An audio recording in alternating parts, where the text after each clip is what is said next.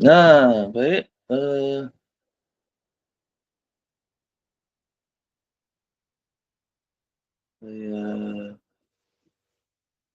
oke, sudah nyala ya. Nah, hari ini ya, sesuai dengan RPS ya, kita akan membahas tentang,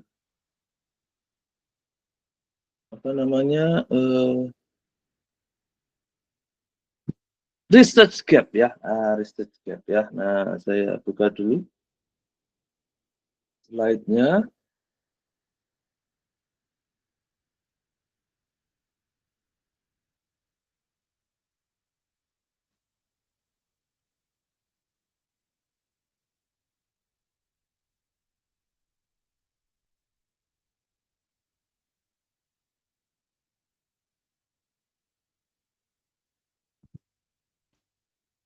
Ya, tunggu sebentar.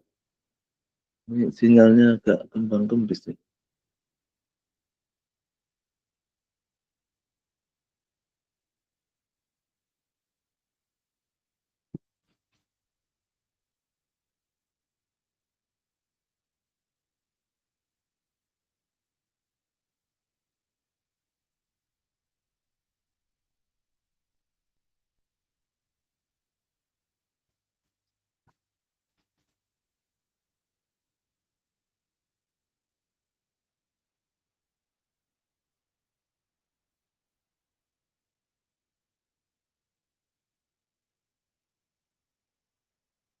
Ya, tunggu ya. Oke, ya, ini kayaknya sudah online lagi saya. Nah, saya mau ke slide dulu.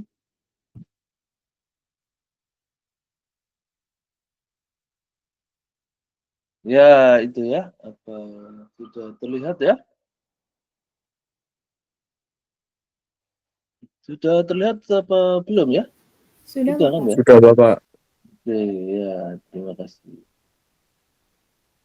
Nah, jadi hari ini kita akan mencari yang namanya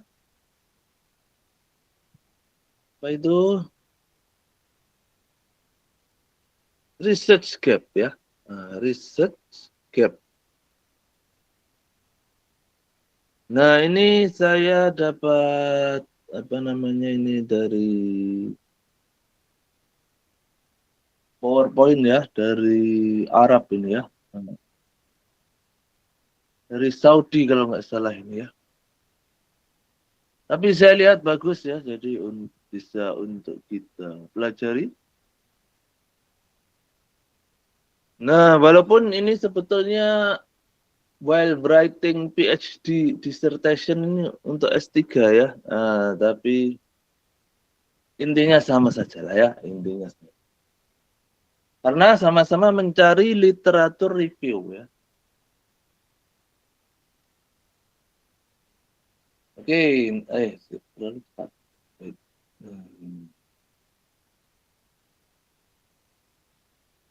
Nah, ini dia ya. Outline-nya ada in brief atau apa itu namanya opening gitulah ya, in brief itu secara singkat, terus introduction. Bagaimana mengidentifikasi research gap? Kemudian bagaimana untuk mengidentifikasi mengidentifikasi gap di literatur ya, terus kesimpulannya apa. Jadi gap itu ini loh ya, apa maksudnya? Gap itu celah ya, celah. Atau ada yang bisa kadang-kadang ada yang mengartikan jurang ya. Maksudnya itu antara satu tempat dan tempat yang lain ada celahnya. Nah, makanya biasanya kita butuh jembatan ya untuk bisa melewati itu ya. Nah, itu gap namanya ya. Nah, ini dia ya. Research gap is a problem ya, yaitu sebuah masalah yang tidak terjawab secara proper atau secara baik gitu ya. Bisa jadi karena datanya kurang, ya toh. Dan juga bisa jadi ada informasi-informasi ya yang tidak lengkap ya pada penelitian tersebut sehingga perlu untuk diinvestigasi. Nah, nanti ketika kalian nulis skripsi itu biasanya research gap itu ya ditulis di bab 1 kan gitu ya. Bahasa Indonesianya berarti rumusan masalah. Sederhananya begitu ya, rumusan masalah. Tapi kalau bahasa kerennya di jurnal itu research gap ya.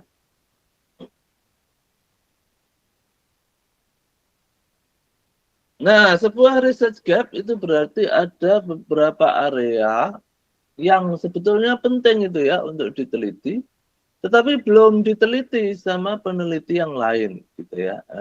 Biasanya ini menjadi kekuatan risetmu ya. Nah, makanya kenapa minggu lalu kita membahas tentang persamaan dan perbedaan ya dari skripsimu sama risetnya orang lain. Nah, karena kalian harus menjawab ini gitu ya. Ini sudah pernah diteliti atau belum? Sederhananya kan begitu ya. Nah, kalau apa sudah pernah diteliti, ngapain diteliti lagi? Nah, begitu ya. Jadi kalian harus membuktikan bahwa riset Anda itu perlu gitu ya dan penting atau belum pernah diteliti. Gitu ya. Sehingga harus diteliti. Nah, sebuah research gap itu refer to itu ini apa maksudnya ya? Mengarah ya, mengarah kepada sesuatu yang unexplored ya, sesuatu yang belum dieksplorasi atau underexplore atau sudah pernah dieksplorasi sebetulnya tapi kurang ya. Sehingga perlu untuk diteliti lebih lanjut.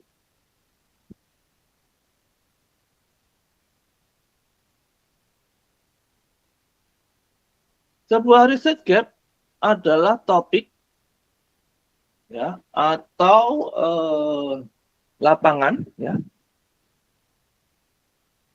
di mana data yang nggak cukup itu akhirnya membatasi peneliti untuk menjawab pertanyaan masalah itu tadi. Gitu ya. Nah, makanya biasanya di bab 1 itu ada tulisannya ini apa namanya? Batasan masalah ya. Nah, itu ya, batasan masalah ya. Nah, jadi misalkan nanti kalian ngomong gitu ya, bahwa ini kalau di penelitian ini hanya dilakukan di misalkan di Surabaya, kan begitu ya. Maka untuk daerah lain tidak bisa digeneralisir. Nah, itu ya. Jadi itu yang kalian sampaikan ya bahwasanya kita datanya nggak cukup banyak gitu ya. Misalkan untuk mengcover Jawa Timur misalkan kita hanya di Surabaya saja. Nah, sehingga disampaikan. Nah, kemudian kalau misalkan kita menginvestigasi sebuah masalah bahwa obat apa yang paling cocok untuk serangan jantung, nah, gitu ya. Anda akan menemukan beberapa peneliti dan jawaban-jawaban yang potensial untuk mengatasi masalah tersebut. Ya.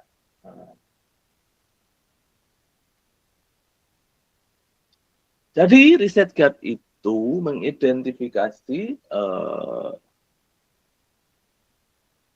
gap pengetahuan ya, atau sebuah tempat yang belum dieksplorasi, misalkan penelitian terdahulu itu menelitinya di Jawa Timur atau di Mojokerto gitu ya, atau di Kediri misalkan. Nah, kemudian Anda meneliti di Lamongan misalkan, itu kan sudah berbeda ya. Unexplored area. Oh, belum pernah ada yang meneliti masalah ini di Lamongan gitu ya, misalkan. Nah, sehingga itu bisa menjadi base dari risetmu ya, atau menjadi dasar gitu ya, menjadi dasar riset.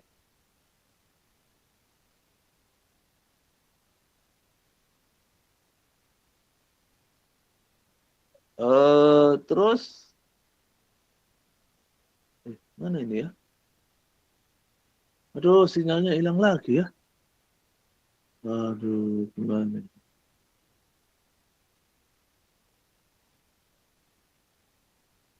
Wah, sinyalnya hilang lagi.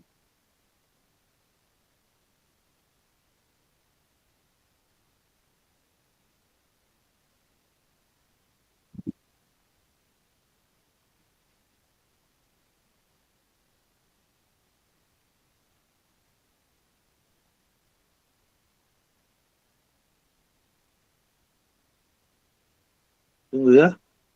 Wah, ini.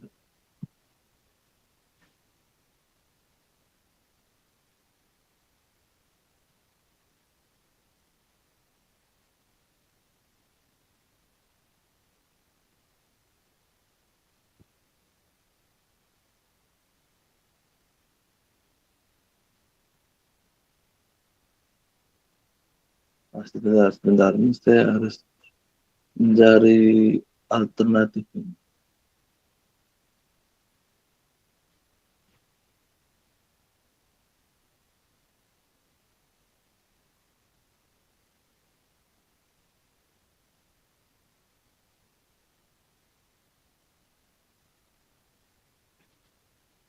Nah, ini sudah nyala lagi. Aduh, rewel ini.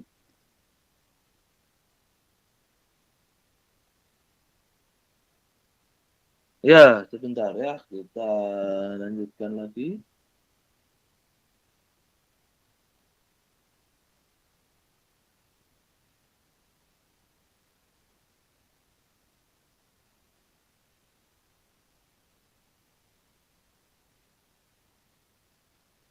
Nah, sudah terlihat lagi belum ya? Nah, Sudah, ini Mi. ya. Ya, ya.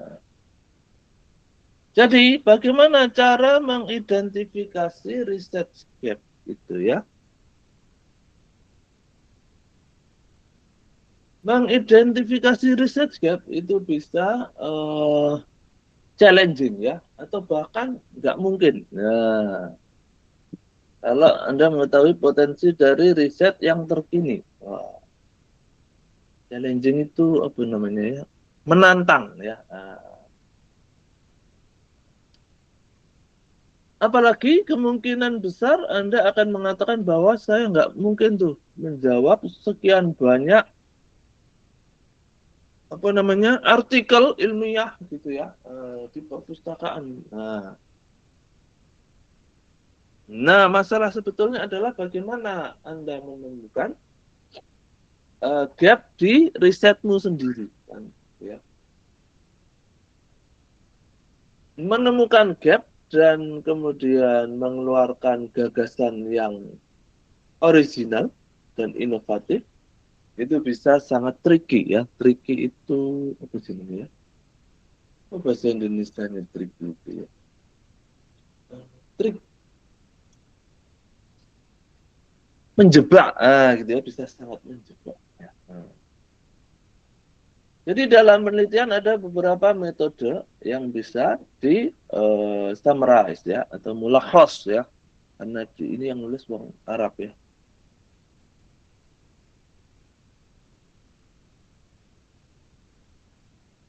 Nah, yang pertama adalah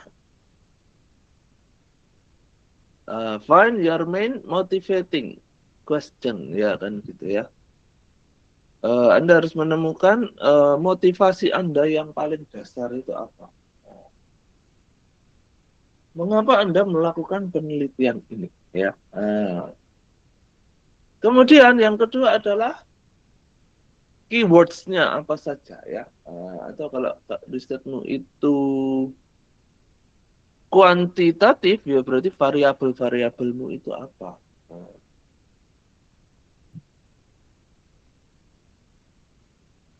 Nah, kemudian ada yang namanya literatur review ya.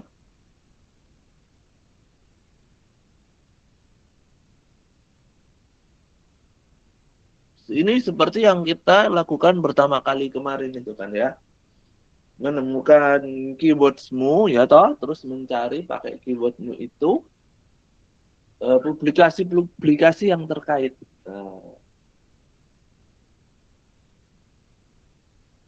Review literatur yang prominent ya, prominent itu apa, bereputasi gitulah ya. Nah, jadi makanya kalau bisa Scopus ya lebih baik kan gitu ya. Kalau nggak bisa ya Cinta 2 ya, paling mentok ya Cinta 4 kan gitu ya, jangan lebih jelek ya. Oke, kemudian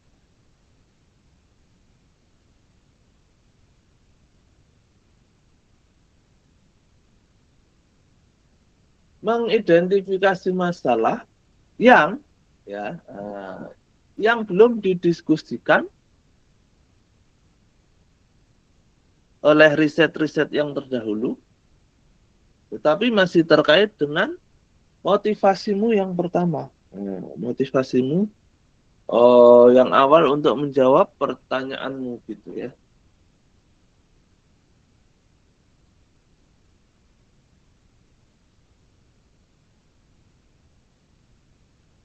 Nah, kemudian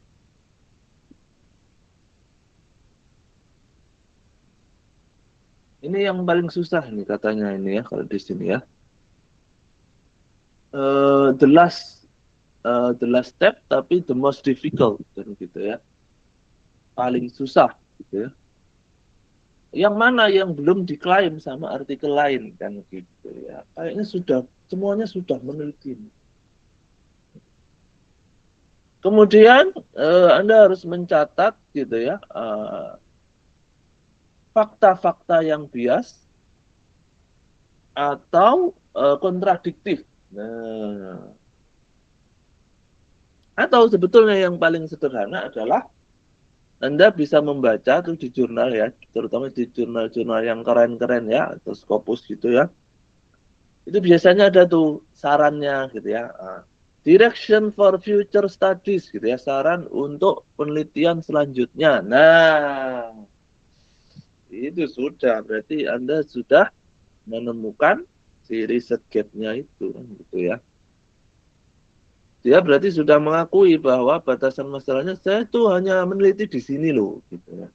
Kalau Anda tertarik dengan topik ini, coba diteliti ini gitu ya. Coba Anda teliti ini belum tak teliti nah gitu ibaratnya. Jadi begitulah cara kerja manusia-manusia ilmiah ya. Dia berusaha untuk mencari jawaban, tetapi dia juga mengakui kelemahannya ya. Dia tidak gengsi mengakui kelemahannya bahwa riset saya ini lemahnya di sini. Makanya Anda kalau tertarik juga di bidang ini, Anda menelitilah di bidang ini, tapi di objek yang berbeda, misalkan begitu ya. Atau pakai variabelnya berkembang lagi, nah misalkan.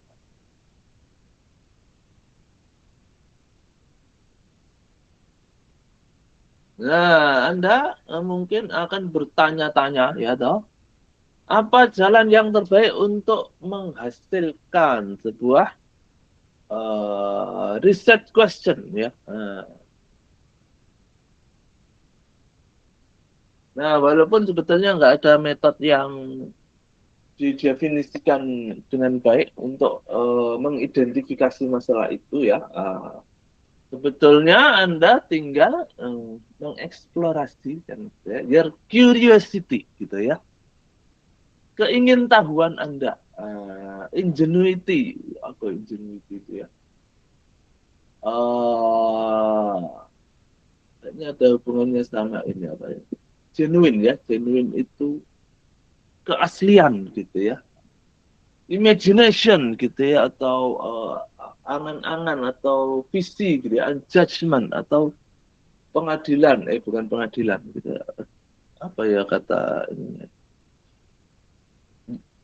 judge itu don't judge by its cover. Jangan mengadili atau menghakimi atau melihat sesuatu itu terus Anda bilang begini ya gitu ya. Itu kan judgment ya.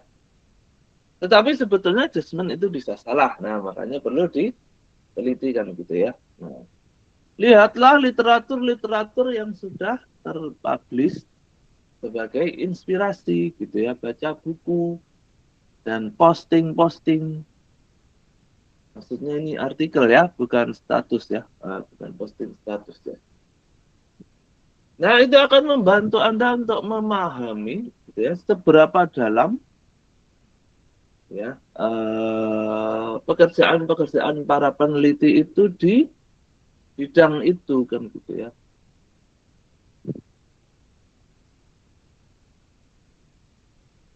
Nah, atau Anda bertanya kepada diri sendiri ya. Bertanya pada diri sendiri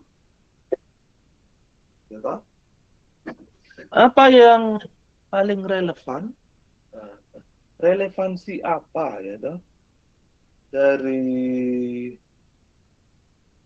studi saya untuk lapangan yang lebih luas kan gitu ya. Apakah cukup relevan atau sebetulnya nggak terlalu penting untuk diteliti misalkan ya.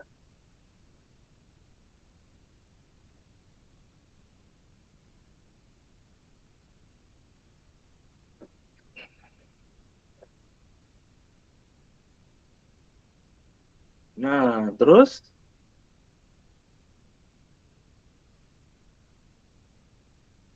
bagaimana memformulasikan rumusan masalah gitu ya.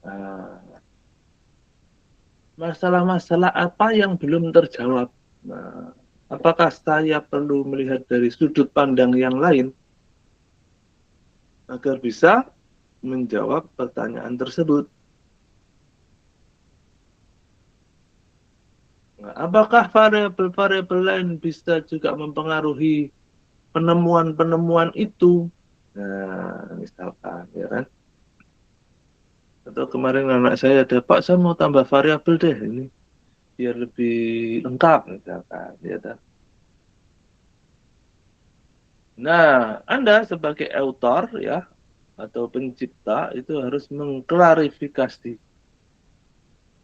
ya, arti penting dari penelitianmu,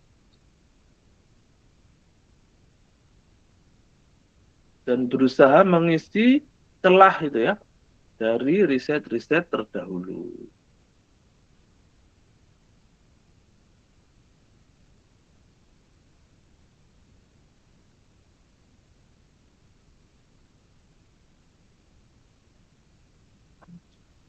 Oke, terus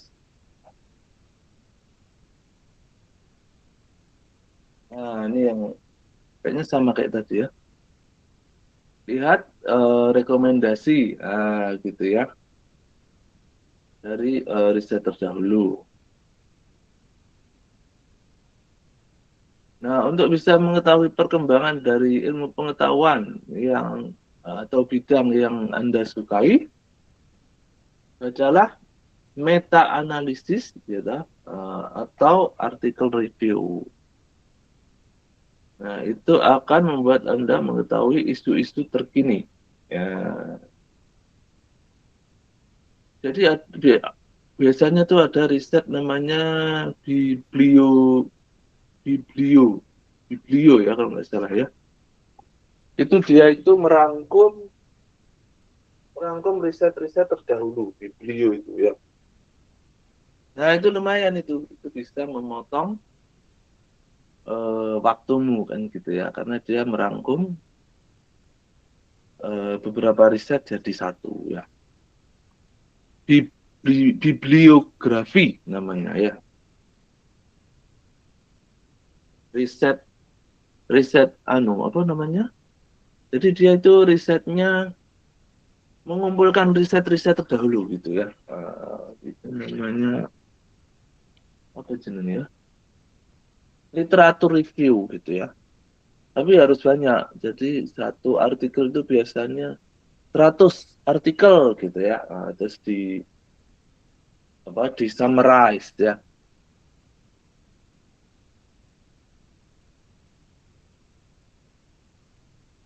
Bagaimana cara mengidentifikasi gaps di literatur sederhananya ya.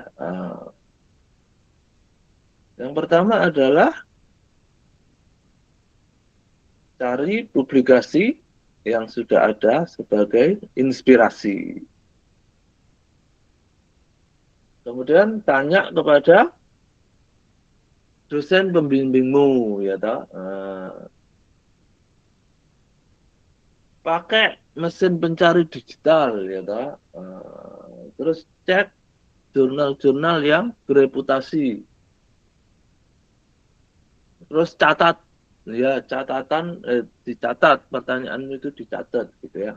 Kemudian dipelajari masing-masing dari pertanyaan itu.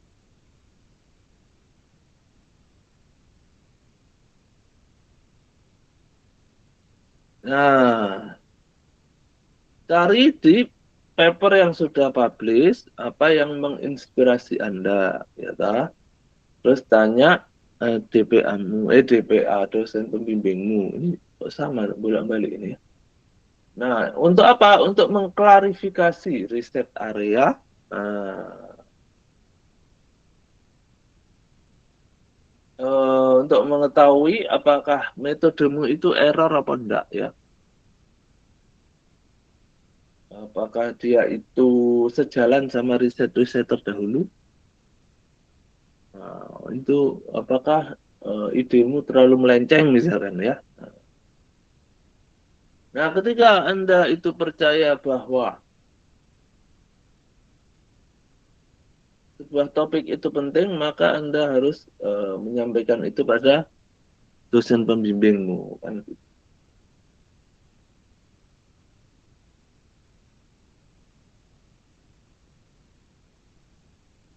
Terus pakai digital resources ya. Nah, sekarang kan gampang ya. Walaupun saya tetap menyarankan ya, kalian ke perpus ya, karena nggak semua artikel itu online kan gitu ya. Kemudian kadang-kala yang kalian temukan di internet itu nggak standar. Maksudnya adalah mungkin kalian nemu risetnya anak UNESA gitu ya, tapi dia sudah berupa artikel kan beda ya, sama formatnya skripsi kan gitu ya. Makanya saya selalu menyarankan kalian ke perpus ya, biar tahu. Ada yang malah nyusun gitu ya dengan PD-nya. Oh ini Pak pakai footnote lagi ya, pakai footnote. Kamu nyontoh dari siapa gitu kan? Ini Pak dari internet begini Pak. Itu dari jurnal apa? UIN Pak. Nah, kita sudah beda. Kita bukan UIN ya. UNESA itu pakai endnote, bukan pakai footnote. Nah, kan makanya jangan terlalu mengandalkan yang online-online ya. Tetap harus ke perpus ya. Tapi untuk sekedar mencari riset terdahulu, boleh lah ya. Maksudnya diambil ininya ya. Diambil inti masalahnya gitu ya. Jangan formatnya yang ditiru. Kita punya format sendiri ya. Anda juga bisa pakai namanya Google Trend ya. Untuk mencari pertanyaan-pertanyaan apa sekarang itu yang lagi ngetrend.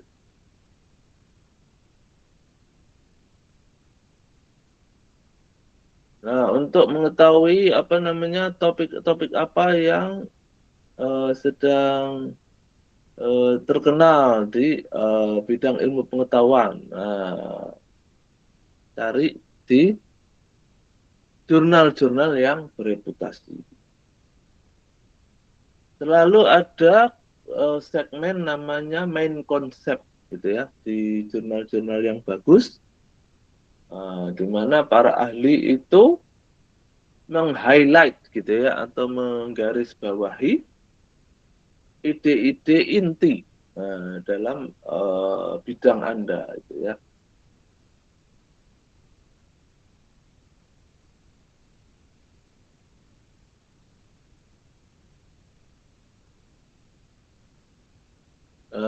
Ini apa ini ya? Oh sama aja. Kita skip. Pelajarilah pertanyaan-pertanyaan Anda yang tadi sudah dicatat tadi ya.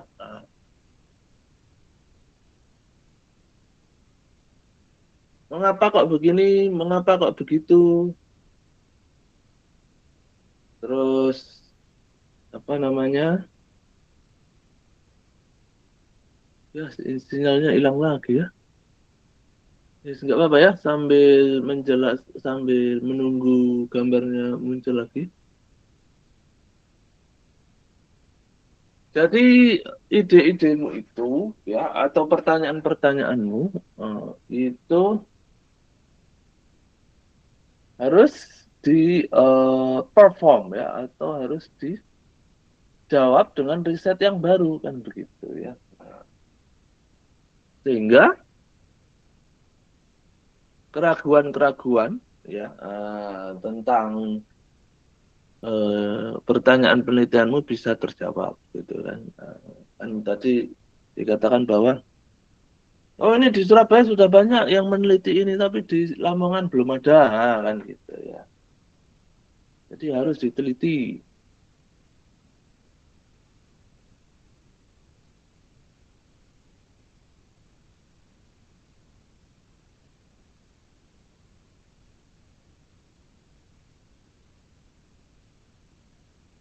Bagaimana mengidentifikasi masalah di literatur ya. Maksudnya bagaimana mengidentifikasi research gap di literatur ya.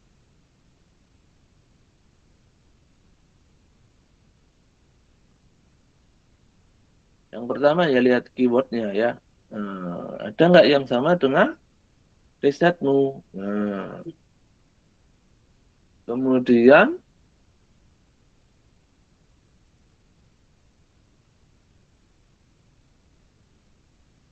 kenapa itu penting? Ya, karena Anda harus memastikan bahwa risetmu itu enggak menduplikasi gitu ya, tidak menduplikasi. Maksudnya itu kamu tidak melakukan plagiasi, gitu ya. Kemudian Anda juga harus memastikan bahwa waktumu itu cukup gitu ya untuk menyelesaikan risetmu gitu ya. Jangan terlalu besar sekupnya. Misalkan saya mau meneliti se-Indonesia Raya misalkan ya. Padahal kalian cuma pengen lulus sarjana. Jadi biasanya kalau se-Indonesia itu risetnya udah riset tesis atau disertasi ya. Atau kalau enggak data sekunder itu bisa. Tapi kalau data primer, nah itu berat ya. Nah, riset proyekmu itu adalah sesuatu yang sangat menghabiskan waktu ya. Spend a lot of time. Jadi make sure itu risetmu itu sangat menarik dan juga membuat Anda antusias gitu ya. Jadi kalau nulis skripsi itu harus ini apa ya penuh dengan hati gitu ya. Itu yang membuat Anda nanti semangat. Tapi kalau aku terpaksa sih biar lulus saja gitu aslinya ya nggak tertarik. Itu nanti berat ya. Kadang nanti kalau ada masalah terus tiba-tiba Pak saya mau ganti judul aja deh bosen wah wes repot kalau gitu ya. Nah, pastikan Anda punya waktu yang cukup untuk menyelesaikan misi Anda kan gitu ya. Ya, itu tadi skopnya jangan terlalu besar lah kalau hanya untuk skripsi ya toh. Oke, sebentar saya tak ambil minum dulu ya.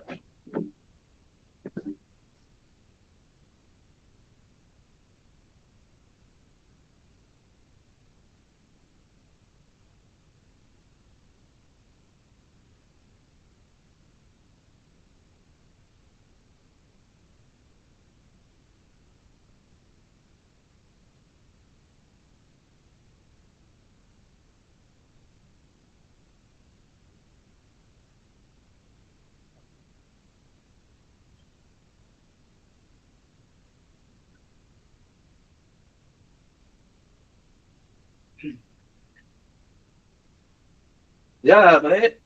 Nah, ini slide-nya sudah habis ya. Jadi sekarang saya akan membaca ya toh hasilmu tugas minggu lalu ya kan. Ini bentar.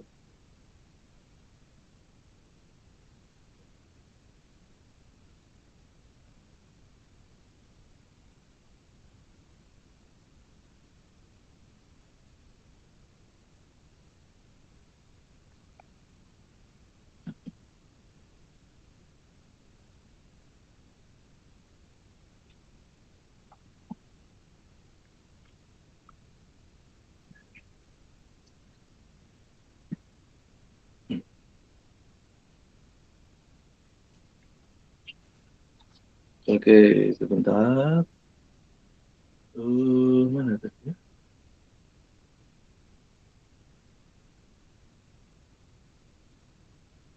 Kelasmu itu yang ini kelasnya Ahsan Zanki ya? Iya, ada Ahsan Zanki ini. Ini bukan? Bukan, Iya, betul. Bapak. Oh, bukan. Oh, bukan berarti yang mana ya? Fatur Rahman ini ya? Iya, Iya, Fatur. Bapak. Oke,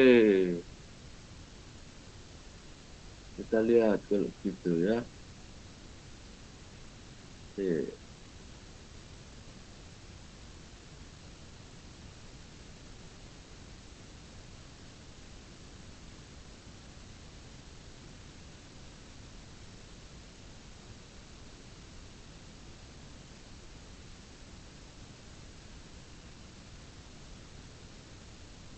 Sinyalnya hilang lagi. Tunggu ya.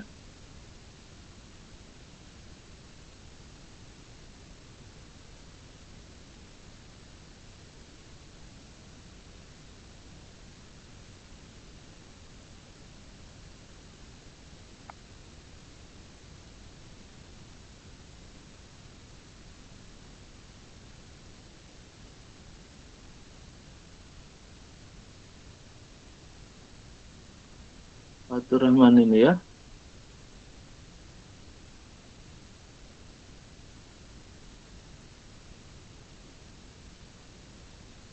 Nah, eh, mana ya?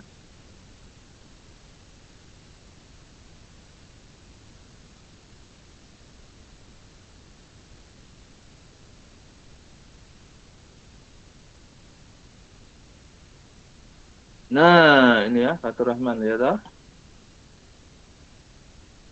Judulnya pengaruh kemudahan akses dan kepercayaan terhadap penggunaan kris. Ya.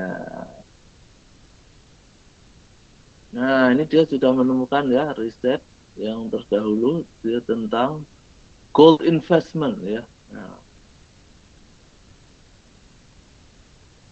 Nah, persamaannya apa? Nah, persamaannya sama-sama meneliti tentang digital finance. Ya, boleh, betul ya.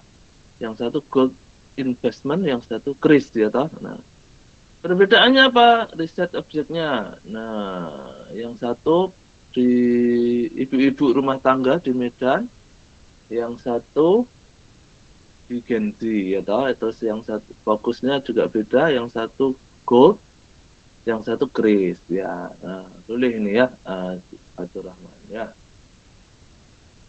Nah, terus ini yang kedua, sama-sama meneliti tentang digital payment. Nah, tapi bedanya yang ini yang di apa sini Rindavan ini ya, dia itu nggak pakai Islam kan gitu ya, nggak pakai perspektif Islam. Nah, oke, bagus, bagus. Nah, selanjutnya kita lihat coba ini siapa Alfian ya. Influence of product knowledge and is of digital service. Wah, terhadap keinginan menabung. Wah, ya. Coba kita lihat ya. Riset terdahulu. Wah, risetnya dosennya sendiri ternyata ya. Sentimen analisis. Wah, keren ini ya. Persamaannya sama-sama meneliti tentang Islamic Bank, ya tak?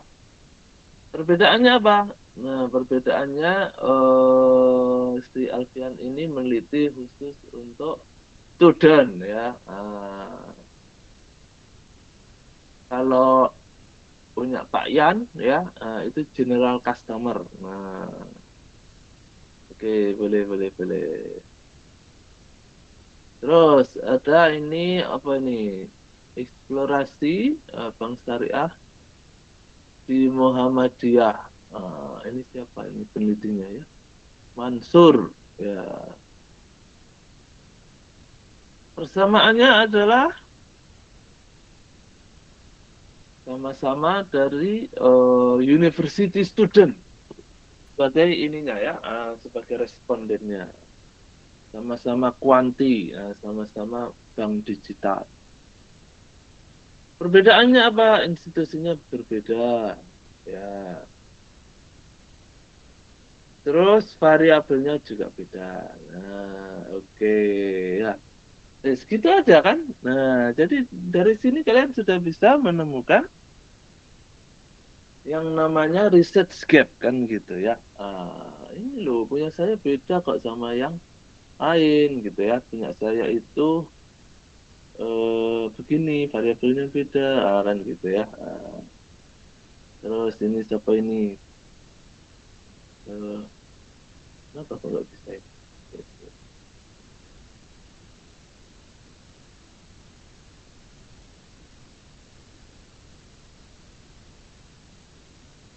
Ini juga nggak bisa. Mana yang ada sudah ya?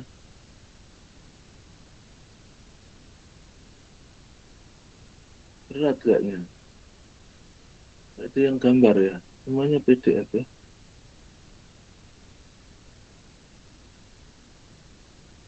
Bisa nggak?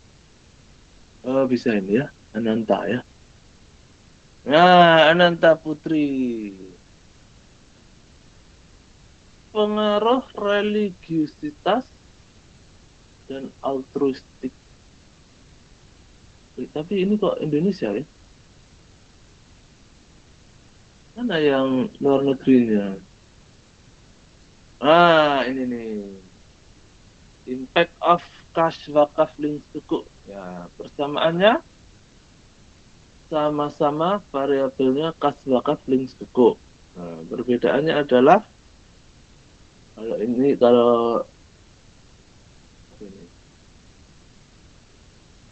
maksudnya punyamu ya, punyamu fokusnya ke religiusitas ya dan variabel-variabel ini.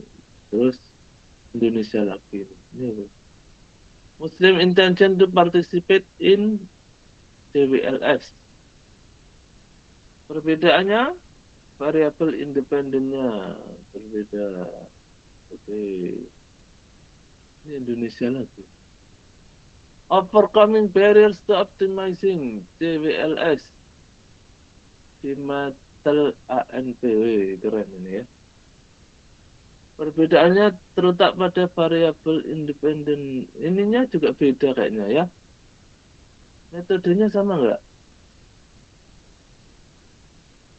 Metodenya kan beda kayaknya ya sama punyamu ya. Metodenya beda. Oke, terus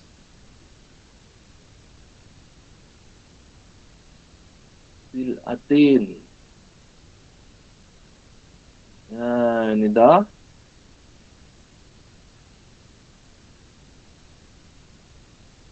Oh, ini kalau nggak salah alumni nih. Ilvita ini alumni ya. Saya lupa angkatan tahun berapa. Influence of Syariah Financial Literacy. Oh, bedanya apa? Populasinya. Oh, populasinya beda. Ininya hampir sama ya. Financial Literacy ya. Variabelnya.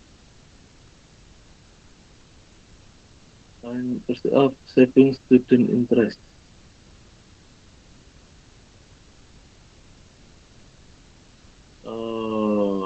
Kalau Anda pakai Gen Z ya. Terus ini effect of knowledge, trust, and interest in saving. Populasinya bedanya apa ini ya? Sayangnya nggak jelas ini di research-nya ini dia di mana populasinya ya. Oh ini ada di sini ya. Research at Bank NTB Dompu itu ini luar negeri sana ya. Luar Jawa maksudnya ya. Oke, ya, populasinya beda ya. Kayaknya kalau NTB tapi masih ini ya, masih banyak yang Islam juga ya. Kecuali kalau NTT gitu ya. Oh sudah habis deh. Oke ya, saya rasa cukup ya untuk hari ini ya. Nah, dengan membuat tabel-tabel seperti ini, Anda bisa tahu posisimu itu di mana kan begitu ya. Makanya kalau anak bimbing saya ya, walaupun dia belum bikin bab 2, saya masih bab 1, Pak. Sudah tak suruh bikin kotak-kotak ini dulu ya. Kalau anak bimbing saya ya. Karena untuk memastikan bahwa risetmu itu enggak plagiasi kan gitu ya. Untuk memastikan bahwa risetmu pernah diteliti orang lain tapi beda. Nah, gitu ya. Jadi kalau anak bimbing saya itu tak suruh bikin kotak-kotak ini walaupun dia belum nyusun bab 2. Nggak apa-apa, bikin ini dulu biar kelihatan kamu mapnya itu di mana, posisimu di mana gitu ya. Nah, oke gitu ya. Saya rasa cukup untuk hari ini ya. Eh, karena apa namanya materinya tentang apa jenenge apa namanya research gap dan itu sudah terjawab dari kotak-kotakmu, berarti untuk minggu ini sementara tidak ada tugas dulu ya. Nah, nanti minggu depan mungkin ada lagi. Ada yang ingin ditanyakan mungkin sebelum kita akhiri?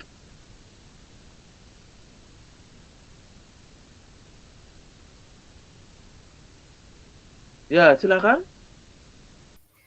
Baik, izin bertanya Bapak, untuk penulisan dari seperti kotak-kotak kemarin, itu untuk format baiknya seperti apa ya Bapak? Seperti apakah ada ketentuan banyak persamaan dan perbedaannya dan minimal atau maksimumnya? Kemudian menggunakan sudut pandang orang keberapa? Apakah menuliskan penulis atau saya atau bagaimana gitu Bapak? Terima kasih. Oke, very good question ya. Biasanya kalau anak saya yang nanya gitu langsung tak suruh main ke perpus. Nah, gitu ya. Kalau anak bimbing saya ya, main ke perpus sana ya. Lihat kotaknya itu dia butuh apa ya. Karena itu biasanya standar ya, nggak berubah dari tahun ke tahun. Pastinya ada persamaan, ada perbedaan ya. Terus Terus tadi ketika sudut pandangnya itu kalau karya tulis ilmiah ya, itu tidak boleh ini ya menggunakan sudut pandang orang pertama ya. Nggak boleh kalian jadi POV-nya gitu, nggak bisa ya. Jadi kalian harus menggunakan kata pasif. Nah, kata pasif ya. Maksudnya begini, maksudnya ya misalkan ya. Saya meneliti tentang hal ini gitu ya. Misalkan ya, maksudmu mau nulis itu ya. Tetapi karena kamu tidak bisa menulis saya atau kami atau gue misalkan gitu ya, atau penulis bahkan ya, walaupun kelihatannya ini formal banget penulis gitu ya, tetapi nggak bisa. Terus gimana nulisnya? Nulisnya ya begini, penelitian ini, gitu ya. Penelitian ini akan meneliti tentang bla bla bla. Nah, gitu ya. Atau misalkan kalian mau menulis, penulis menerima data ini dari responden, nah gitu ya, aslinya gitu ya. Nah, kalau dirubah menjadi kalimat pasif, kan menjadi data ini diperoleh dari responden. Nah, kan gitu. Gampang kan? Gampang sebetulnya ya. Pokoknya nggak boleh ada kata saya atau kami atau penulis gitu ya. Atau gitu orang, nggak bisa ya. Jadi harus dipasifkan ya. Oke, mungkin ada lagi yang bertanya?